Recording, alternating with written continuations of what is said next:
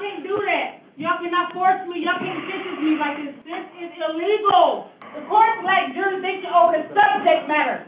Y'all don't have no right. This completely nuts sovereign citizen walks into court with, I can't even explain this. I mean, she goes absolutely nuts. Like, I know I sometimes hype up the videos, but this video is honestly one of the craziest reactions I've ever seen in a courtroom. As you can tell, I mean, there are at least 5, 6, 7 cops here, and they're here for a reason. I mean, like I said, this girl just goes absolutely nuts. I mean, she's been in court before, she's went nuts then, and she's pretty much like a lifelong sovereign citizen. She even gets so crazy that the officers have to strap her into a chair live in this hearing. So make sure to drop a like as well if you guys enjoy these kinds of videos. I've seen countless AI channels try to steal my content, so I would really appreciate the support. Let's dive in. No, come on out.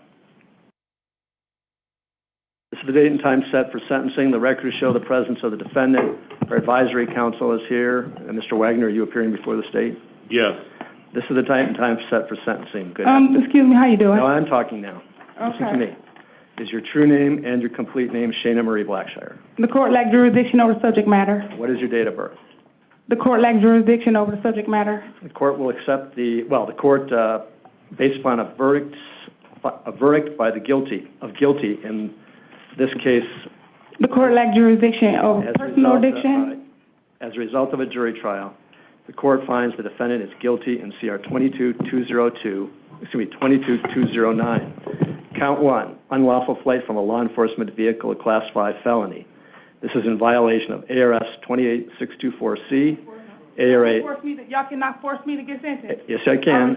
ARS 28622, ARS 28622.01, A1, 28624C, 283001, 283304, 283305, 283315, 13701, 702, and 801.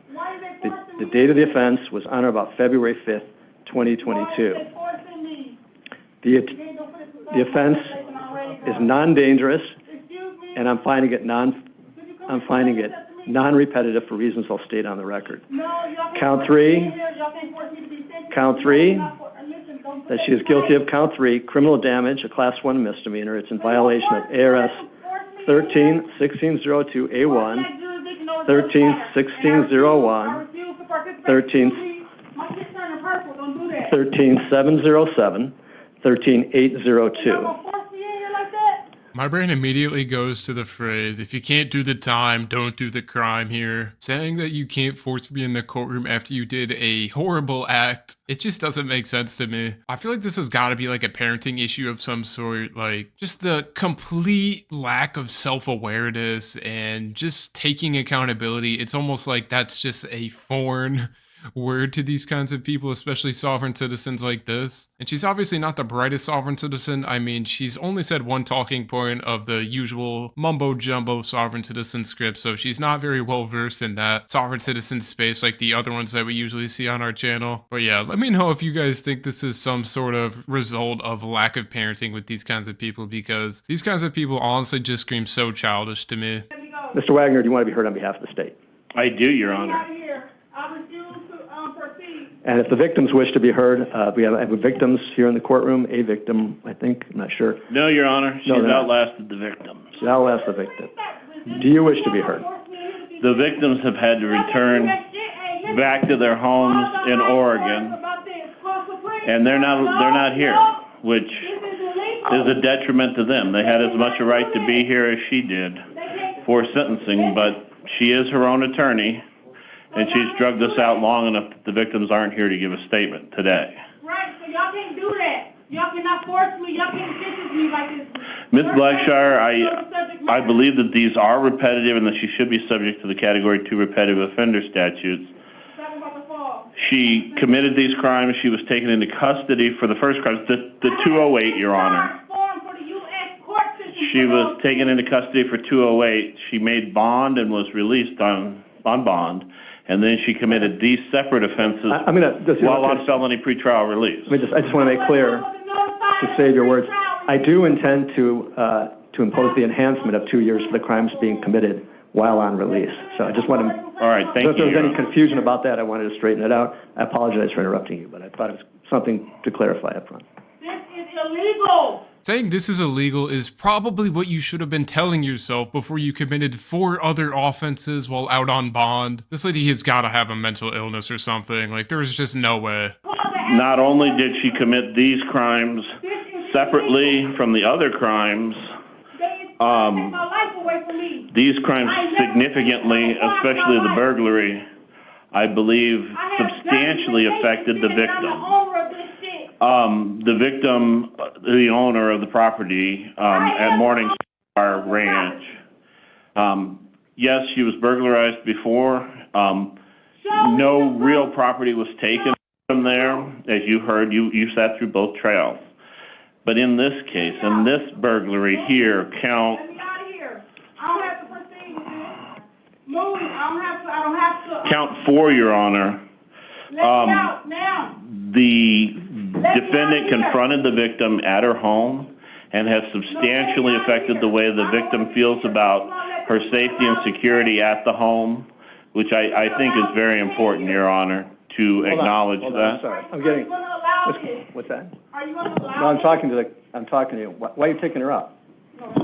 You're not? Okay. Because I don't want to be in here. Staying in. I'm requested to leave. Oh, you're bringing the chair in. Okay, that's fine. I apologize, Mr. No, That's fine, Your Honor. I was getting signals from the defense. That's fine. I also would point out to the court that the unlawful flight from law enforcement... All right, stand by. Apparently they're gonna restrain her and bring her back in. Quit touching my chair, man. All right. Is this what y'all brought me in here for? All right, defendant is back. You may continue, Mr. Wagner. Thank you, Your Honor. I would also point out to the court that count 1, the unlawful flight from law enforcement, I didn't run from no police. and count 5, the resisting arrest counts, are not in any way connected with the prior the 208 case. They're separate victims there. These are definitely separate incidents. The state would argue that as well for count 4, the burglary, Your Honor. No, I'm not relaxing. Y'all being illegal. The court lacks jurisdiction over the subject matter. Y'all don't have no right. Get this shit off of me. If I could have just a second, Your Honor. I ain't never been violent with y'all. What's the statutory reference to the 2-year enhancement? I can't remember that. It is, I'm sorry, Your Honor, it is 708D. And I don't know that I made that entirely clear, but it just, whatever the sentence the court prescribes, each sentence gets a 2-year enhancement. Is that ARS 13-7-7? Yes, I'm sorry, ARS 13708. It's illegal. But not as to the misdemeanor, obviously. Not as to the misdemeanor. I concur with the misdemeanor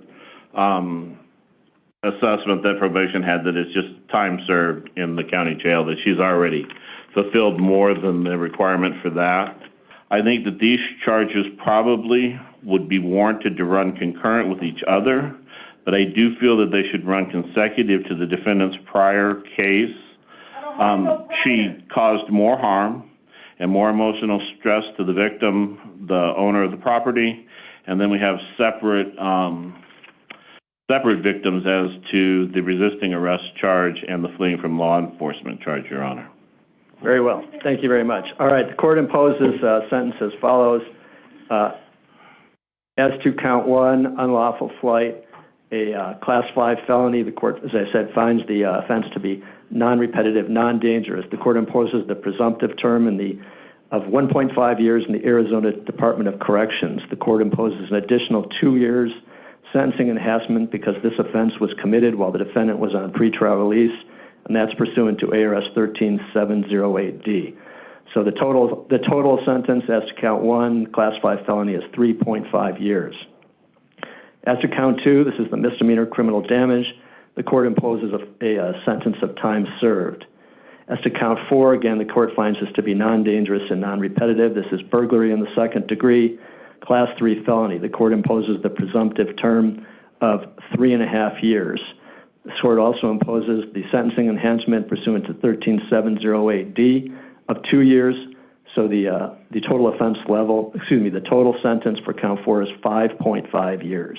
Dang, she already got 5.5 years on the first charge out of 4. Don't worry, I will add up all of these at the end of the video, so make sure to stick around because it does get a little messy here. I might skim through a little bit just to help you guys kind of understand it because it is a little bit confusing, honestly. But either way, I mean, I think the sovereign citizen kind of gave up a little bit. I mean, she's not done in any means. She's still gonna run her mouth a little bit at the end of this, but I think it's all starting to finally soak into this sovereign citizen that her sovereign citizen script wasn't working and she's finally going to be paying these consequences. As to count 5, resisting arrest, it's a class 6 felony, non-dangerous, non-repetitive. The court imposes the presumptive sentence of 1 year.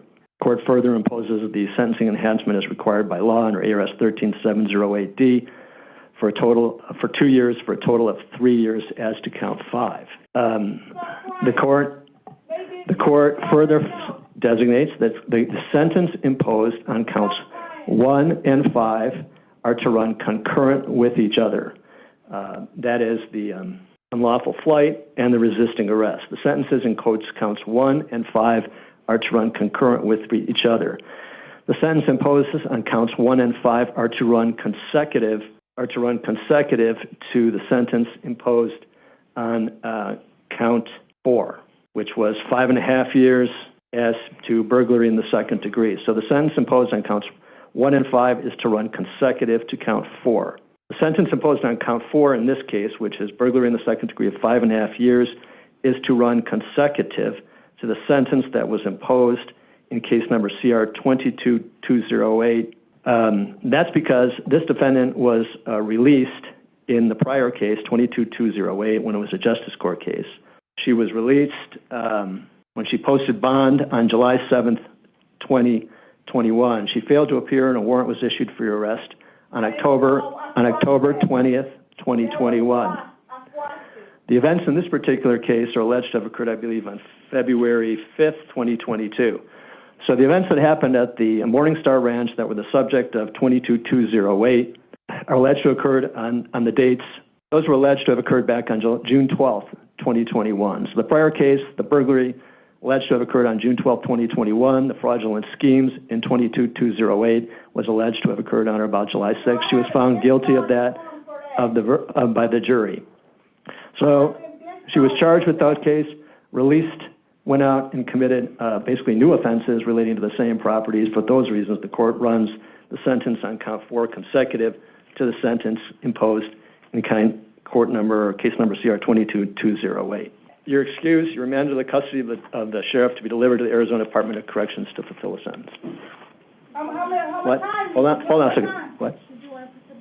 How much time did he give me? You just said a whole bunch of numbers. She's wondering how much time she got, and I know the answer to that because I did a little bit of math. Pretty much the judge gave her 5.5 years, plus additionally, on her other charge, he gave her another 3.5 charge, and those run consecutive, so that is a total of 9 years in the prison. Plus, if you guys didn't hear, she has another case as well, which she hasn't been tried on, so she's looking at 9 years for sure. That's 100%, plus whatever she gets in her next case, and so she's probably looking at 10 years at least. I'm not sure if this woman had a mental illness or if she's just stuck on that sovereign citizen nonsense stuff, but either way, I'm kind of leaning mental illness, but yeah, I think this sentence was 100% justified. Let me know what you guys think in the comments.